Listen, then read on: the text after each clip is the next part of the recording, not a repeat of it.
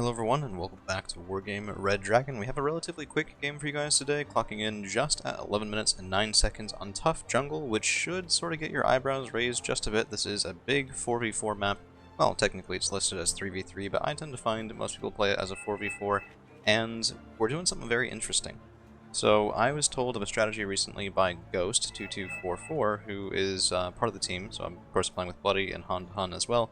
And it's basically attack Ivan from the red 4 side and go as fast as you can. So I'm playing Baltic Moto, and everything I've got is on the road. So lots of KRKKs, I have some Karten Jägeri, some Erikoz Jägeri, some Raskazin Kurima, and some regular Jägeri, as well as some Spike teams.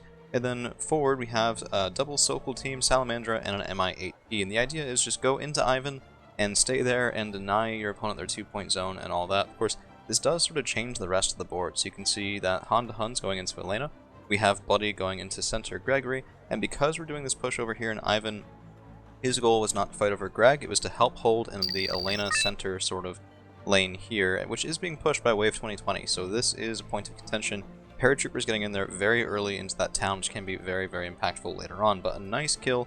That plane going down there, of course, sniped by Hun's units, and we're moving forward into Ivan already, so we're getting close to being all the way up there. Salamandra and the Sokol just seeing what's about, and I think we did make Arctic Moss, who was playing over in Yacht, a little bit nervous there. He redirected a couple of his units just for a minute, and let's count the blue 4 players. So we have Arctic Moss Soup, we have Arminius, we have Wave, and we haven't yet seen Kinks by the look of it, because I don't see any of his troops out here. It could mean that he went all the way into Gregory, which means there's a potential double over on this side. We'll have to take a look.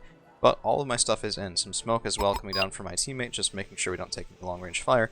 And I'm waiting to get well and truly into the town before I drop off my units. I don't want them all bunched up right at the entrance, just in case we do get bombed, which, according to Ghost, who again did show me how to do this earlier, that is a common response, and I can understand it. You have 4 players on the field, right? That's a lot of bombers that can be bought very quickly, and this is something that needs to die, because if we take a look back out at the map as a whole, this threatens Elena.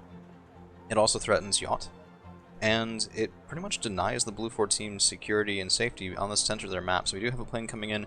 Let's see if it is... Oh, it's a Draken, so that's going to be a helicopter hunter, and not able to get the job done, unfortunately for him, so we do kind of move forward, just chasing, seeing what I can get. Salamander going after those XA-180 transports, and the Sokols taking out a couple of helicopters. More reinforcements already called on the way. XA-180s carrying Erikoz Jägeri, and more reinforcements from Ghost. Now, Feder is potentially a problem, because we saw that, I believe it was, let's see, it was Arctic Moss Soup, I think. He was already in there, and he's in this town already, which means that we could very well lose Dmitry without a dedicated defense here, which does look like it's coming out now. So some BVPs, some Mechanizov and Impej, standard Entente shenanigans from Ghost.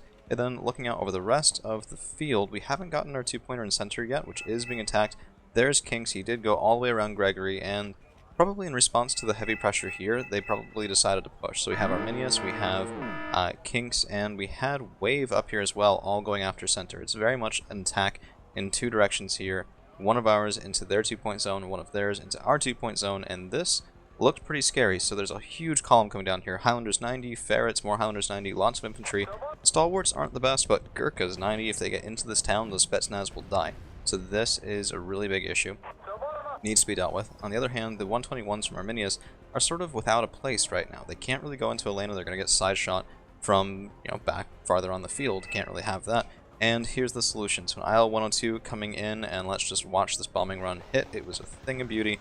Gonna switch to neutral here as that plane comes in, and IL-102 dropping. Highlanders, Ferret, Vickers, all of that. Gurkha's behind as well. Yeah, so much impact there. Beautiful, beautiful, beautiful bombing run. Basically, even though these two technically survived, these Highlanders and the Gurkhas, they're functionally useless. A single unit of Spetsnaz crew went from getting overwhelmed by that to being able to handle it just fine. So we have lost Feder completely, but we're taking +5. How that works, Yacht is decapped, not really sure why. Otherwise we should have, I believe, a +3. We're getting that from their 2-pointer, as well as... I'm actually not sure. So we have Dmitry, yeah, those 2 are missing.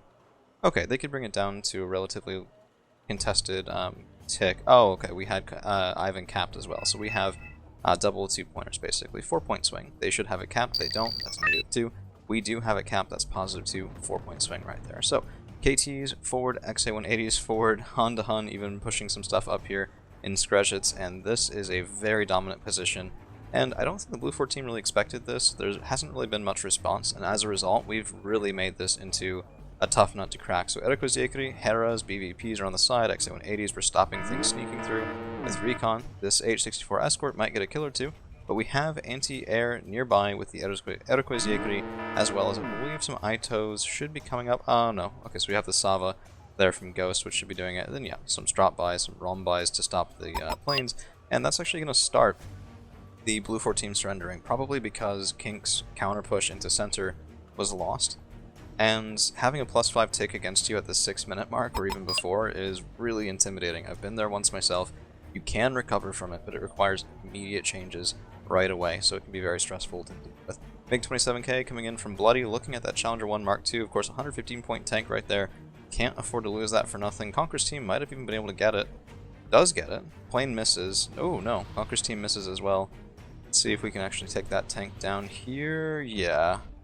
I mean, it was in the open, no smoke at all, but keep in mind too, since that player left, somebody else has it now and they might not know it, because if you're playing a tense game like this, and all of a sudden you get stuff on the other side of the map, it's very hard to figure out what's going on any sort of coherent way. I've seen people go from winning to losing, frankly, because of a switch like that, where somebody dropped out, they got a ton more units, and that's just sort of the end of it. So, Elena is counter-capped now with Combat Noah Ottolinia from Hun to Hun, and that is going to be a +5 returning to the board.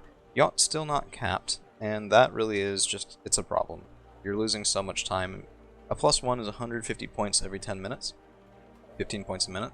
A +2 is 300 points every 10 minutes, so even if we were just at a +2, that would be really, really terrifying, but we're at +750 points every 10 minutes, and we only need to get to 500, which is just, that's not sustainable. So, I guess that's pretty much going to wrap it up. We're going to take a look at the units that did well or did poorly. It wasn't even all that much combat this game, frankly. We just came in here, took this side, most of the fighting over in center between Bloody, Wave, and Kinks. And, yeah, just public lobbies, they'll be like that. Of course, ours was from the Discord, which is always linked in the video description, but the rest of the group was just a public lobby. It really does help to have people to talk to, by the way, so if you can join a group, even if it's not in a Discord or something like that, just communicate with your teammates during the game, use that chat function that's currently grayed out because this is just a replay, and make sure that you have a cohesive plan, because this is what a cohesive plan can do on a map that I think is notorious for some relatively long games. Alright, so let's take a look here. Okay, yeah, kills and losses, 1554 kills, 550 losses, very one-sided, and a lot of that coming out of some units that I killed in their 2-point zone. Bloody did a very nice job disabling Kink's opener and also taking on Wave. As I said, most of the fighting taking on there. And then Ghost and Han really didn't even need to get engaged all that much, and we had enough tick that there was no reason for them to push. We could just sit there, wait for the Blue 4 team to come to us, and as it turns out, they didn't have time to. So that is going to be it for us today. Hope you guys enjoyed, saw something new. Maybe apply it yourselves next time you play in Tough Jungle, and we'll see you again real soon.